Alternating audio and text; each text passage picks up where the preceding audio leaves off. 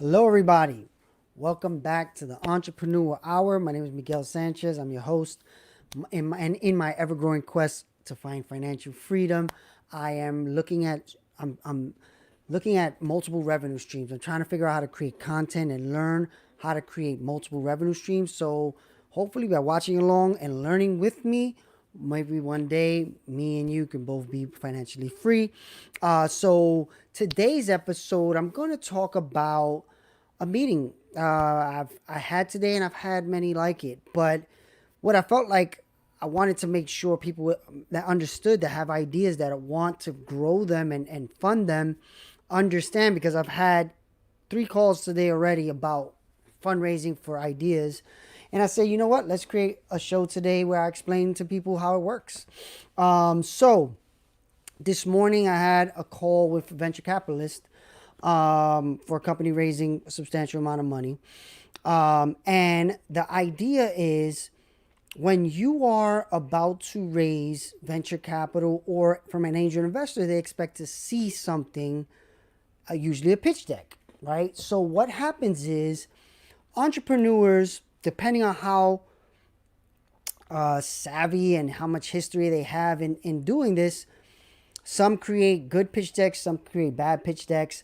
But a pitch deck is super important when you are pitching an idea, right? So part of what I wanted to do today is start talking about the things that I believe pitch decks need from all the different pitch decks I've seen in running mass ideation and Metabronx, and to see where people have gone right, gone wrong.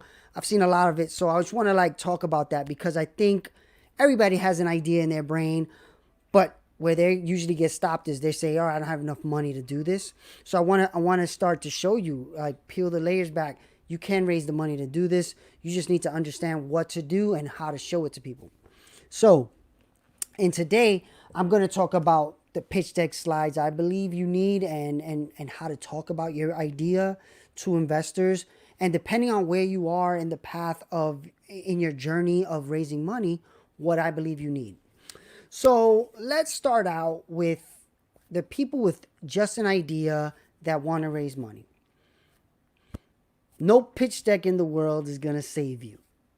Before, I would say maybe 3-4 years ago, 2, 3, 4 years ago, you could have raised money with just an idea and a pitch deck. Now that is close to impossible to do. You have to get really, really lucky. I haven't heard of people doing it in a long time, few years. So what I believe, though, you have to do then, if you're in that position where you are too early to even create a pitch deck, is start to understand what do you need to do to create as much traction as possible before you get in front of investors. Because think about it, like you got to put yourself in the investor's shoes, right? I come to you with just an idea and ask you for, let's just say, make the math easy, $1 million, right? How likely are you? And all right, like to you, $1 million may be, to investor, $1 million for a regular person is probably like maybe, let's say, $5,000, right? To an investor with that write checks like that, let's just say that's the math. So let's say you have a great idea, and you or someone has a great idea. They come to you and they say, hey, I need $5,000 to make this idea happen. What do you think you would want to see from this person to give them $5,000? Right? So what I've seen is the first thing that anyone is going to want to see is who's working on this, right? Like if I tell you, hey, give me 5,000, we're going to make this idea happen. You're going to want to know. All right, so when I give you 5,000, what are you going to do with this money? Who's going to use it? How are you going to do it? Right? So that's what $1 million investment wants too. They want to know who's the team behind making this a success. So in a pitch deck, when you get to the point where you do have some type of traction, the first thing is the team. First thing, the team. Highlight the things investors are, and this is a term I use when I coach startups. You have to set off the greed meter, right? So what I call the greed meter is, an investor has to think, whoa, I'm going to make a shitload of money off this idea, right? So the greed meter means once I watch this, once I look at this and I really do my due diligence on this idea, I'm going to make sure this person really thinks they can make a lot of money with me. So how do I do that? First, by highlighting the things on a team that make you a safer bet. So for instance, in today's call, the founder had an exit. What is an exit? An exit means you started a company and you sold it. This founder did that. So, and when I first looked at the pitch deck, that wasn't in the pitch deck. And I said, why? Oh, because it was this, or that. And I said, well, I don't care what it was. Put it in there, right? Put in, you exit it and what multiple you sold it on. Because that is like a greed meter, right?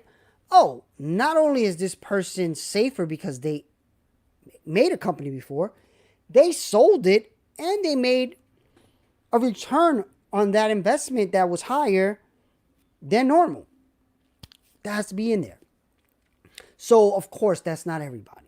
Not everybody has an exit. Not everybody has sold a company. But there are other things that you should put in there if they are valuable to making sure you make the investor believe this idea, this team, you're not going to find a better team to build this idea than us, right? So how do you do that? You make sure in the pitch deck, in the team slides, you highlight the reasons you and this team are perfect for this. So anything that goes towards the idea, I don't want to talk about the idea, so I gotta talk about it. Whatever. When you're building a team, make sure the people that are on there can speak to the problem you're solving, right?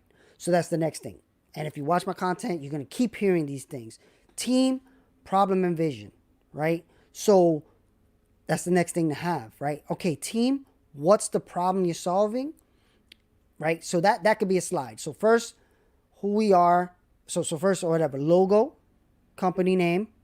Second slide, team. Then third slide, and of course, you can play with this as you want, but I believe the team should be the first thing they see. Problem and vision should be the second thing they see. So problem and vision. We are creating a company that does X, Y, and Z because, X, Y, and Z is the vision for solving it. The problem is, right now, in households of X, Y, Z, this problem exists. What that does to the investor, angel, or venture capitalist is, right off the bat, they agree. Yes, that is a problem. They may know that's a problem already. Sometimes they may not know it's a problem. Most VCs see enough things where they know most of the problems. If you catch a VC or an angel investor is less likely to see as much as a venture capitalist. So if you catch an investor not really understanding that problem and they ask a question about it, you really have to understand that problem. You really have to, if there's stats that you're using, because sometimes people use like 87% of X, Y, and Z suffer from X, Y, Z, whatever, right? So if you're using a stat like that, be sure to be able to back it up and understand why you're using it and all that.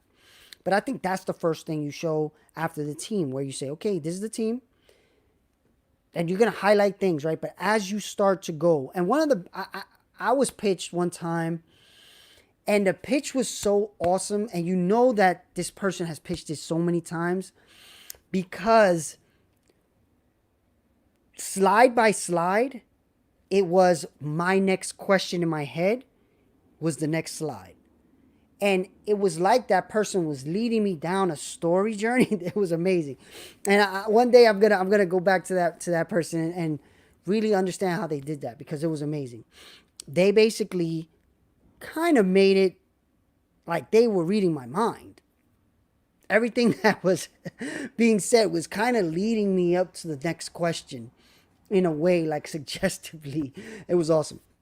So Basically, that's something that I strive to have people do that I coach and stuff like that, and projects that I'm on. I'm an investor or a founder, right? So the first thing I say is make sure team. Second thing, problem. Make the problem something that you can easily agree with, right? So the next thing would be, okay, if I am a person that saw that first slide, oh, this team seems legit. They have some good experience.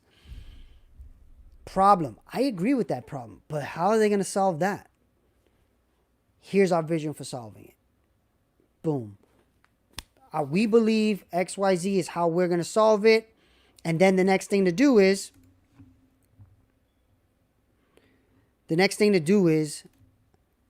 start to show, how do you believe you're going to solve this?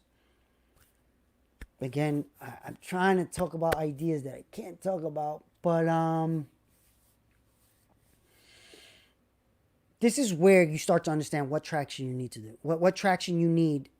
If you're early and you don't even have anything yet, this is where you say, okay, what is our traction for this idea? So what do I mean by that? What I mean is, in that slide, you have to say, we believe by doing this, we are going to help solve this problem. So if, again, they agree, you got to the point where they said, where it's like, this is a problem, here's how we're going to solve it. And they're like, that makes a lot of sense. I agree with that idea of solving the problem. So, and then if you have traction figuring that out, that's where you show it. You say, okay, we think this is the way to solve it, and here's how we're solving it. Another slide. We're solving it by doing X, Y, and Z, and right now we've done X, Y, and Z. So if you look at the progression, right? First thing was, sorry for the motorcycles in the background.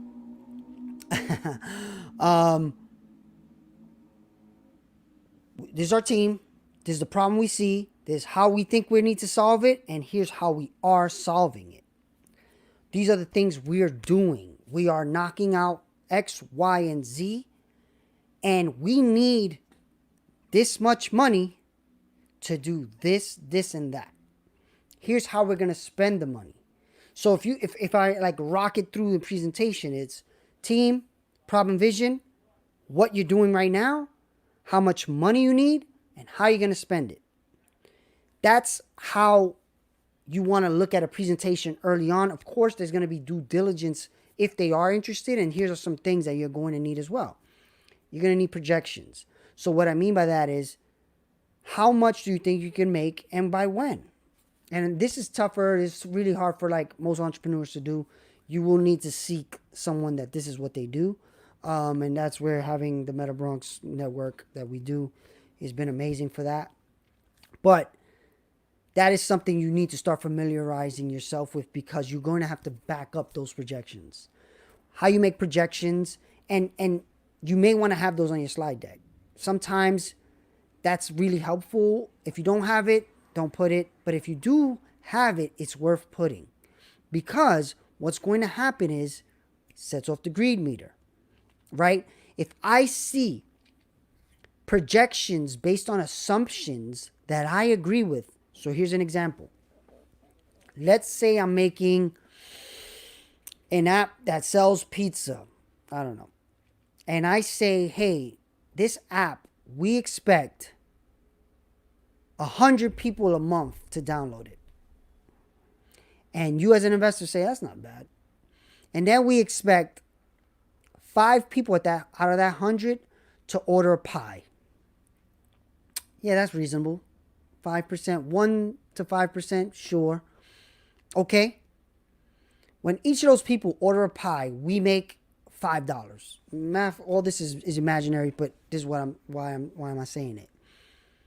Yeah, that makes sense. $5, 5 people out of every 100. They're only giving me 100. I'm sure they could probably do more than 100, especially if they have my money. So 5 times 5, that's $25 a month. And we expect people, once they use it, to see how convenient it is and how effective the delivery method, whatever it is you're selling is. So they're going to continue ordering every month, at least once. So now over months and months and months, let's say over the first 6 months, we expect just with 100 users to get to this many people, 100 new users a month to get to this many people buying pizza and giving us $5, making us $5. If you agree with all of those things, as an investor, you're like, they're probably low. Like, that's probably low. So you're making them feel like the assumptions you're coming up with are to the level where you can beat them easily. And you could reference that. Look, we're creating safe projections so you can see the opportunity. What you're doing is just setting off the greed meter, right? Like you're setting off the greed meter like, hey, you know what? I think you guys can beat that. We think we can beat it too. We just want to set projections that are realistic. Now, this is very controversial, I guess, in this space. Some investors and venture capitalists rather see crazy projections. Why is that? Because projections are what sets off the greed meter, right? So I've literally heard of startups pitching investors, and the investors say, give us those projections. We're going to give it to our team. And then it comes back and it's like astronomical. Like, yeah, by making these numbers you'll raise more money. And we're in at this much. We love the idea. We just think you need to bump up the projections. Now, there's a pro and con to that. And as a person with an idea, you have to understand this and make the decision to accept those numbers. Why is that? And I spoke about it in another video I will put here, where you're going to possibly be held to those projections, though. So if you make them too astronomical just to appease the investors, eventually when you're not making those numbers, they're going to come back to them and say, well, we expected you to be here by then. And you could be like, well, you made those numbers. We never really thought we could do that. So in a way, you have to really take that advice and say, you know what? We'd rather not change the projection. I understand if that doesn't appease your outlook, but we don't want to be judged by an unfair projection. So right now, we're willing to say, instead of 100, we're willing to say we could get 500 a month. That, to me, feels much fairer than 10,000 a month, right? Like they may want you to say, and this is, all imaginary, but it has happened. I've seen it happen multiple times. So in your pitch deck, you want to be sure to be able to back up everything in there. So for instance, one thing I did see today, and I advised the startup that they should change before the meeting, and they changed it, and it was smooth, was the valuation. The current valuation you're raising under. So if you don't know what that means, a valuation means what do you believe the company is worth right now, right? So if you look at it, Uber raised $300,000. I believe it was a $4 million valuation. Let's just do the math on that. Let's say it was $3 million. Make the math easy. That means Uber in the very beginning believed their company is worth $3 million, and they were willing to give away 10% of it, $300,000, to investors. Those investors now, oh my God, Uber's worth $80 billion. Last time I checked, it could be less now. Think about that. They don't stay with just 10% though. It goes down. Every time more investment comes in, that 10% goes down, down, and down. But these investors invest again and again and again. So they end up with about 10% of $80 billion, which is $8 billion. So you may have invested $80 million, but now that $80 million is worth $8 billion. That's why this angel investor stuff is so good to understand, because the richest people in the world do this, right? So if you have a good idea, you want to make a pitch deck where they the greed meter goes off, but a greed meter that you know you are going to be able to produce, because you don't want to set off a greed meter and then in year 2 they're like, oh, this is bull and it's not going to work. Now, all these ideas, all this stuff is very, very risky, very hard to do, and you have more likelihood of not making it happen than making it happen. And you want to make sure, I want to make sure everybody understands that, and I make sure every investor I work with understands that, every founder I work with understands that, every person we have working that is working for equity, all that stuff. Because it's tough. We're gambling. We're gambling on ourselves, though. We're gambling that we are the team to figure this out. And you are the team to figure this out. And a lot of times, we think highly of our skill sets. We think we can do it. So we go for it. So when you're doing that, you have to make sure that deck shows that, makes people understand that, you know. So we spoke about first slide, team. Well, first slide is the logo, company name, you know, tagline. Then team. Then problem. Then vision for solving it. And then current traction. Right? Now this is where you can start to decide how you want to do things. Current traction doesn't necessarily have to be after you the problem and vision. This is where you can do stuff like, who are our competitors? Because venture capitalists want to know, you know, and angel investors too. They don't want to have to do the work and say, hey, is there any other companies like this? And you say, I don't think so. They're definitely going to search. If you can say, yes, there are other companies like this, there are. But we do something different. Here's what we do different. And this is why you want to invest in us. That is a much better.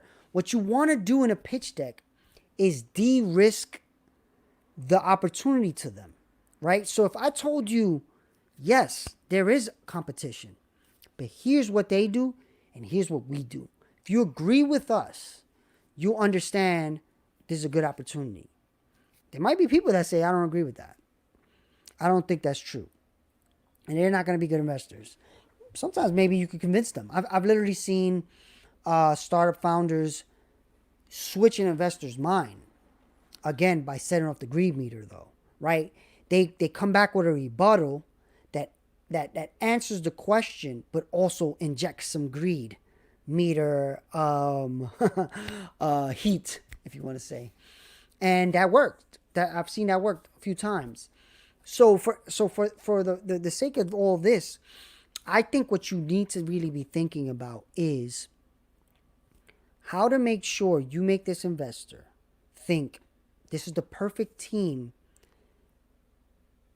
Good idea, because the idea changes a lot. You know, so for instance, two of the startups that I was in meetings with today. One was with a venture capitalist. One was just a catch up. To present them to angel investors and venture capitalists. They both have changed their ideas many times. Even this week, both those companies changed ideas they pivoted very big amounts this week. One happened because of a conversation I had. So the ideas are going to change, but that team, you want to make sure that the team looks like they can solve a problem. They can change the idea, and the idea is still going to happen, right? So how do you do that? Of course, in the meeting, you want to have the pivotal people in that meeting with the investor. Because, I'll give you an example. One thing you hear a lot, if it's a technology idea, which most of the ideas I'm dealing with are, they expect to see a CTO. What's a CTO? A Chief Technology Officer. What does that mean? They want to know somebody on the team understands technology. If you're a technology company and you're pitching a technology idea, you don't have someone with a technology background, are you the perfect team? Right? Sometimes people are going to feel like, no, there's nobody that knows technology in this team. Why would I invest in it? So you want to get someone that knows technology to put them on the team and make the investors feel comfortable. Now, what level of investment they give you is up in the air based on what you need, where you are, right? And what you can afford. And that's where, of course, I highly recommend. I recommend it to all the startups I work with, and I'm kind of working towards a partnership in a way where I can educate startups on this model, which is called the slicing pie. There's a book called Slicing Pie. I'll link to it. Very, very good way of making sure everybody feels fair in a startup, right? But why I bring it up is you want to make sure that you can bring people on to fill those voids that you understand are going to look like a major hole. So if you have a technology company, you don't have a technology startup, a technology founder, that's a major hole to have. All right, so how do you fill it now? You need to get somebody in. What's a fair way to get them in? You know, I literally heard stories this week where this company had been working on this idea for 2 years. Technology guy came in, said, you have nothing. I want over 50% of the company if you're going to put me in. Unbelievable. But they were like, is this guy serious? He was. And he left the opportunity because they wouldn't give him over 50%. Now, how fair is that to a company that's been working for 2 years that you come in and you expect more than 50% and you haven't even done anything yet? So what Slicing Pie does is it allows you to bring people in like that, even on just an hourly basis. Hey, how about this? Give me an hour a week of your time. And over time, that's going to build as equity in my company. And then if you want to get deeper in, maybe you start giving us 10 hours, 50 hours a month. Money as well, right? And I've done this a few times, even in this pandemic, and I've raised money, I've built products, all using this model. So I don't talk about it without understanding it and having done it in a pandemic. So if it's not a pandemic, this would have been much easier. So in your pitch deck, you have to make sure you're understanding how to fill these slots. So you have to come up with, as a person that is founding the idea, you have to say, okay, I'm going to need this type of specialist. I'm going to need this kind of specialist. And that is very dependent on the idea, right? So if you say, we're the perfect team to figure this out. Okay, show me. How are you the perfect team to figure this out? And I wish I could talk about one of these ideas that I was just in a meeting. I can't. Damn it. I can't really talk about any of them. I can't wait till I can talk about some of this stuff. Okay. All right. So I'll create an imaginary idea just so I can break it down. Let's say we were creating any ideas? Put any ideas so I could call. Okay. You know what? I'm going to go back to something I thought of a long time ago in my early videos. Hot dog Uber. A company that sells hot dogs the same way you can buy a hot dog and they'll deliver it. Okay, you're going to want to have somebody with technology experience. You're going to want to have somebody with logistics experience, right? You're going to want to have somebody with food experience.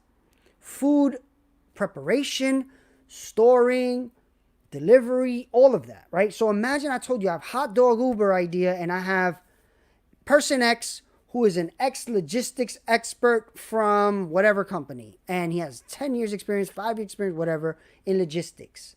Now you're thinking, okay, that makes sense because this sounds like a logistical nightmare. But we have the guy or the girl. Technology. We're going to make an app that's going to take all this logistics and have it work in an app. Okay, we have a technology person. They have built this many apps. They've done X, Y, Z, X amount of years experience. Food preparation, whatever, storage expert, whatever. Okay, we have this person who ran a store, hot dog, papayas, whatever, right? For 5 years, is either on the team or on the advisory board. So you can see how, the idea will start to tell you what type of people you need, right? When you create the idea, all right, I need this type of person, I need this type of person, I need this type of person, I need this type of person. How do you get them in without money a lot of times? All the time in the beginning. You have to get them in through, this is how I've seen it work the easiest, through time at first. Hey, look, how about this? Just start to get involved with us. Give us a few hours here and there. I'll pay you for it. So Now it's not even a risk to you. And as they come in and they see the opportunity, you'll start to understand. Is it worth continuing working with this person? Is it better just to give them the money and they go? What did we learn? Let's bring that to the next person. Because I just heard a Harvard story today, actually, from one of the. I've had about 3 calls already. It's only 3 o'clock, and I got more up to like 8 o'clock at night today, 9 o'clock at night actually. There was this. I just told you the person that wanted the more than 50%. That person, this company, they found this person, and they brought them in, and they didn't even know this person wanted that much equity. If they would have known that, they wouldn't even worked with them. But if you said it from the start with the slicing pie, and if people, this is another thing that even this founder said to me today, they're realizing if the people don't want to work in slicing pie, it's because they want to take advantage of you. Because from what I've seen, this slicing pie model, it's full fair. It's just so fair because it's based on what you do, not based on what you want. I could want to be 50-50 partners with you, but if I don't hold up my end of the bargain, do I still deserve 50%? Of course not. If I tell you we're 50-50 partners and you're doing 90% of the work and I'm like, thanks, I still own 50% though, that's not cool. And the company's going to go anyway. It's going to fail anyway. So you want to create a fair scenario that continues to evolve and keep things fair. So in the beginning, and I know I took it off a little bit because I think this is very important, especially when it comes down to that first slide. The team is going to be so important. So how do you bring people in and make them feel comfortable being even put on that deck? Because if they're going to be in meetings with you, they got to buy in. They got to buy in on this. So the way to get them in early is through just time, and maybe it's paid time. Hey, how about this? I'll give you X amount an hour to work with us. I just need you for 5 hours. If in 5 hours we feel like it's not a good fit, we'll pay you. You go on your way. No harm done. You got paid for your time. We lost 500 or whatever amount of money, let's say whatever it is, and cool. We took the risk, but it's better than being in a situation like what happened today. These people said they were working with this guy for 4 months. The guy was building their product. Towards the middle, the guy's like, you know what? I could do this by myself. I don't need you. And I don't think what you've done is that much anyway. So if you want to continue with me, remember this guy was building their product. He has the code holding it hostage. Which is another thing that's a whole nother thing. I'll create a video just on how to manage developers and people in general. So the guy in the middle of building it says, I don't need you. I can do this without you. If you want me to continue with you, you're going to have to give me over 50% of this company. Basically holding them hostage. And that, in a way, is super dirtbaggish, but that's what happens. That's what happens a lot if you don't set it up front. Make sure everyone understands, and agrees. Have the tough conversations as early as possible, because the further you get in, people wasted 4 months with this guy, and now that 4 months is gone because he took the code with him. So this is a problem. That's why with me, like I said, I try to raise enough money to pay people at first. And that's what I've done in the pandemic. Like I said, I've been raising money to pay the first initial people. But how did I pay them? Through bringing in people through their time, and then they decided to invest as well. Right? So in the end of the day, what happens is, by bringing people in and just on time, you get investors, you get time people, and you can get people that buy in for their skill sets as well. So that's how you get that team slide really worked out. And of course, I'm going to make more videos about all that. But right now, I want to kind of go over the pitch deck to make sure, because I get this a lot. How do you raise money? What do you need to have in the deck? Always think, does this set off the greed meter?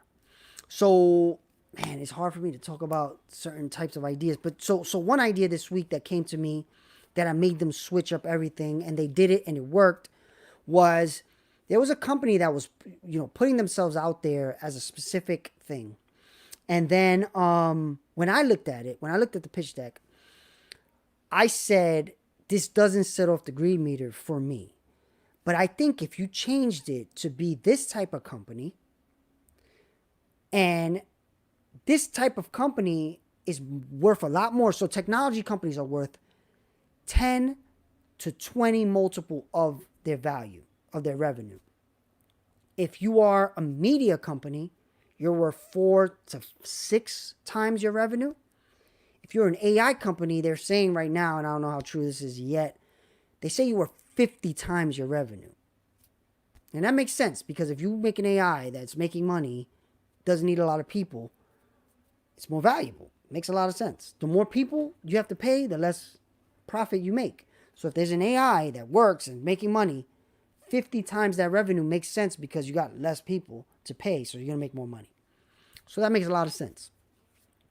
So what I told this company was, you're going to be looked at this multiple, but if you just change this one thing, and now you are a technology company that right now is creating this piece that is not the true idea, so now you won't be looked at this multiple, you'll be looked at this multiple.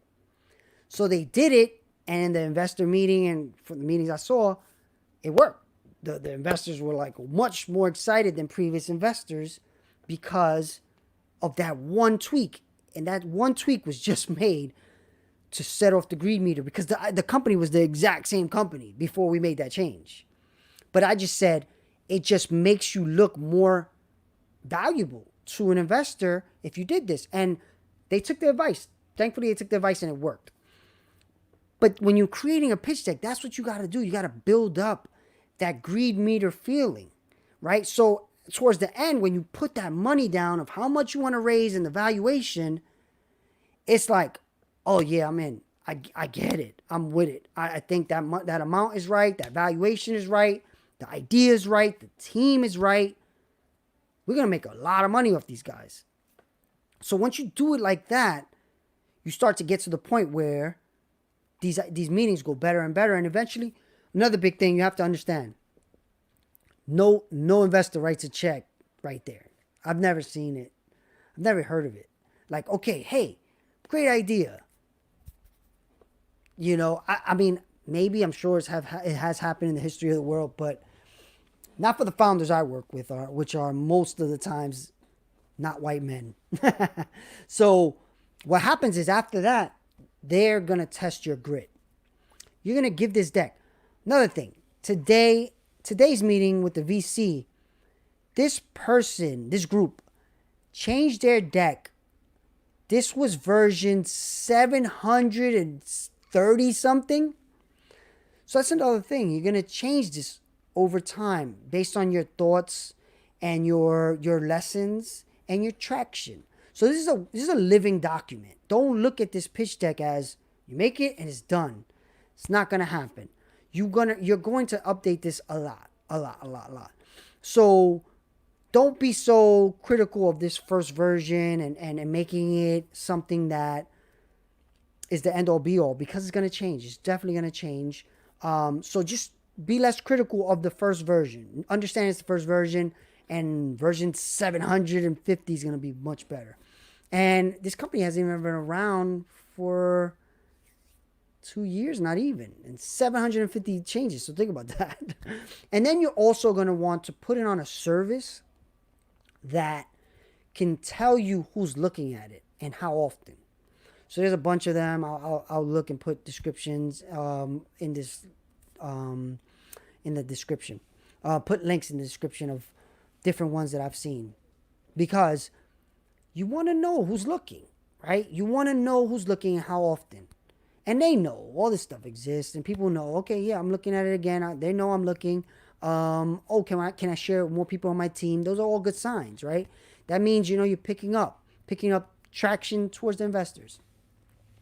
Venture capital, though, and angel, they are very different, though. I would tell you, angel investor decks and venture capital decks can be different. From what I've seen, angel investors are less critical of things being missed and stuff like that because they're not seeing as many deals. An angel investor tends to not see nowhere near as many deals as a venture capital firm. Venture capital firms are getting thousands of requests a month of people sending them ideas, right? So an angel, they got to kind of go out of their way, or sometimes they're part of an angel network where they do get some deals, but it's not thousands, right? So they tend to be and need less information.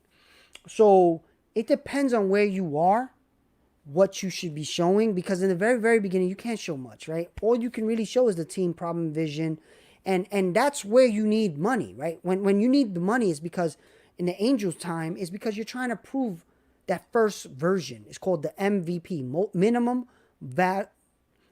viable product, right?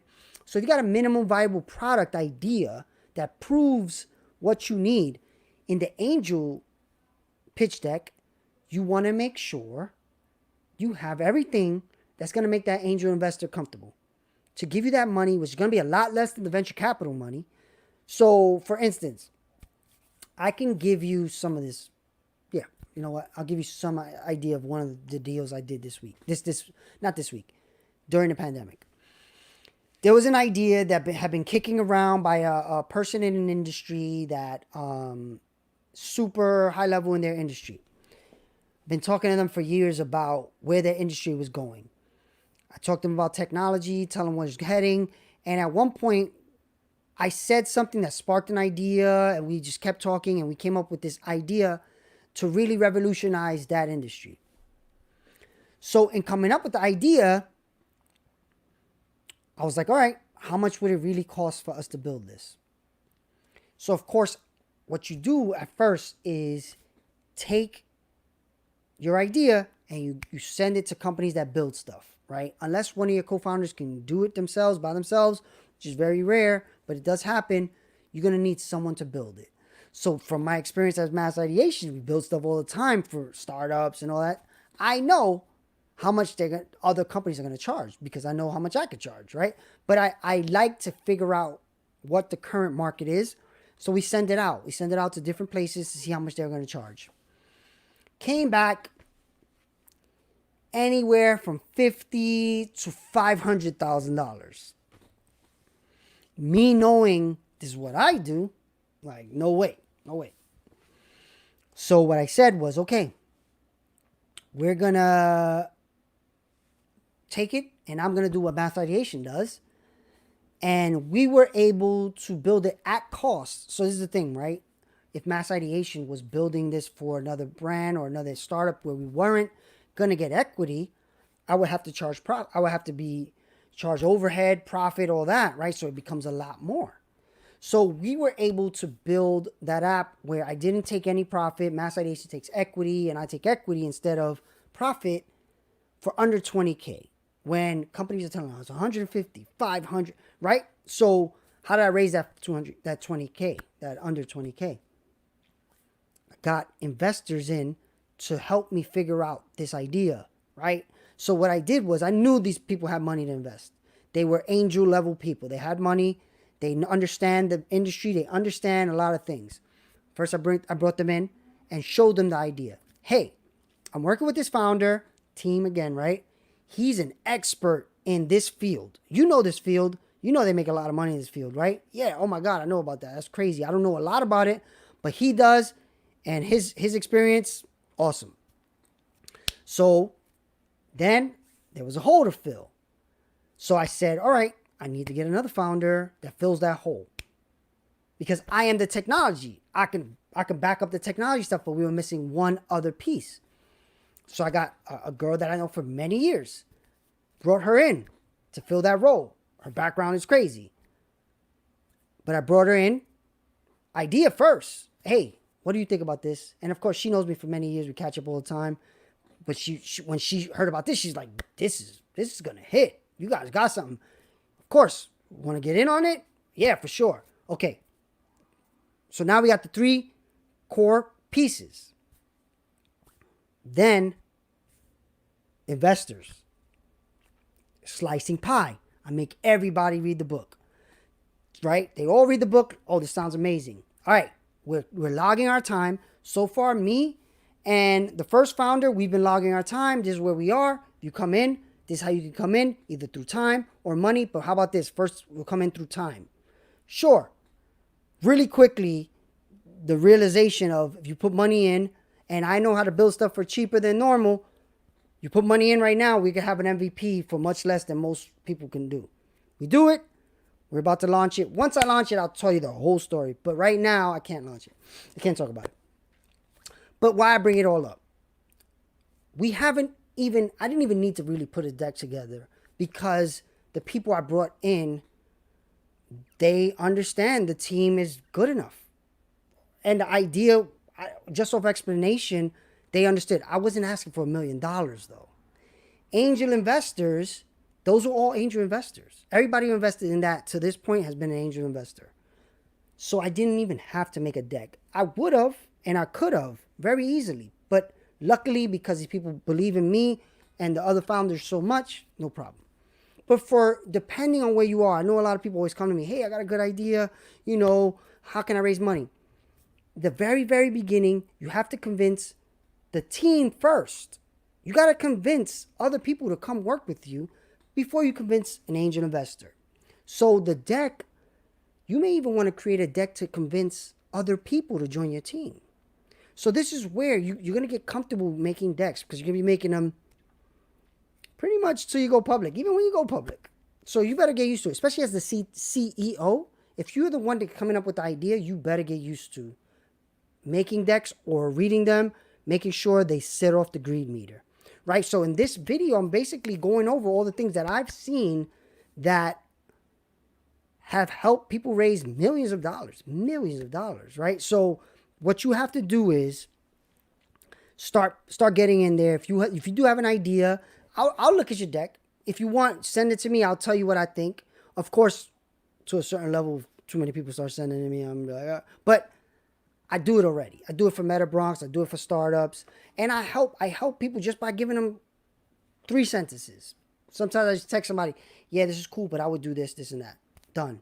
If I want to get deeper, I get deeper. Again, Slicing Pie, I'm like, hey, if you wanted me to get involved, check out Slicing Pie. If you like that model, maybe I'll give you a few hours, and if it works, it works.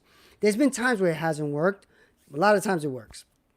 But now I'm getting to the point where everything is opening back up. So people are starting to have meetings again. So that's part of why I wanted to start making this content and talk about how people are creating ideas and getting them funded right now through what they have in their pitch deck. So of course, if you're watching this anytime right now or in the future, and you have a question about your deck, definitely reach out. I'm trying to create, like I said, I'm trying to create a community that helps as many ideas become reality. And I understand when you're early in the process, that's when it's the hardest because you don't know what you don't know. So there's so many things in the earlier you are that make it feel impossible, but it's not that much. It's not that much that you have to understand before you can get to the point where your idea is a little more viable. So basically what I think, to end this video up, I want to just go over again one more time. And then again, I said I'll put the software, but what you have to make sure you understand is you have to really feel like this idea is something only you and your team can do. And that deck is going to explain why, right? Explain why. And there's, of course, it gets much deeper. Every slide, you can go spend 100 hours on every slide. The real key is when I read this, do I feel like this team is the only team in the world, of course, but that can do this. And by me giving them the money, wherever stage they are, it's much more likely to happen, right? So team, problem vision, traction, investment level, use of funds. Those are key things. When I say use of funds, it says, all right, if I'm raising $1 million, here's how I'm going to spend it, right? You want to make sure, because that happened today, right? So they're raising, I don't know, say under $1 million, but it's a lot. And the investor asked, okay, how are you going to use this money, right? Because they want to understand, we give you this money, how long is it going to last? And what are you going to do with it, right? So another big thing to understand, and this is, I should make a whole nother video about this. When you're pitching venture capitalists, you have to understand, and angel investors, you have to understand how much do they normally write checks for. Why is that? Let's say I'm pitching to an angel investor. That angel investor only usually writes checks for $5,000, 10 the most. But I'm asking for $1 million. In the deck, it says $1 million. How likely is this investor to get in at all, right? They're going to be like, well, that's way out of my league. And I know if you're raising that kind of money, 5,000 won't do. So you could also, based on the valuation, you could take $5,000. But this is where it's up to you. And I've seen people who have multi-million valuations take $5,000. But it's all in the way you phrase it and how that deck is presented, right? You can say, hey, our valuation is $5 million, but we're taking as little as $5,000, right? So now that angel investor is like, oh, I write $5,000 checks. All right. Versus we're raising $1 million and hoping. So you got to do some of your homework, right? And that deck may need to change based on who you're sending it to. The valuation may not, but the amount you want to say you're raising, and even today, because of the pandemic, I made a few of the founders think about it differently by saying, look, this is how much we're looking for, but we could take it in chunks. And if you give us this amount right now, we could do this. Then when we get this, we can do that. Because right now they're saying, it's a tough time to raise money. You can't meet people. Everybody's worried about stock crashes and this and that. So you want to give a little bit more of options than normal now because of the situation we're in.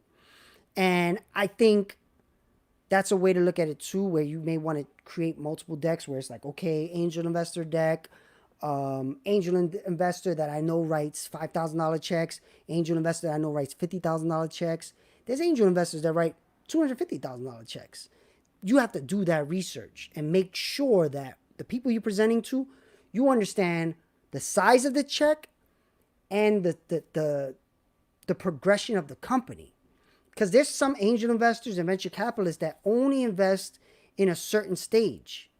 So if you're going to an angel investor or a venture capitalist asking for $1 million for your $10 million valuation company, and they only write $5 million checks to companies worth $50 million and up, you're wasting your time. And they're probably not going to get back to you. So you're going to feel like, oh, nobody wants to support me.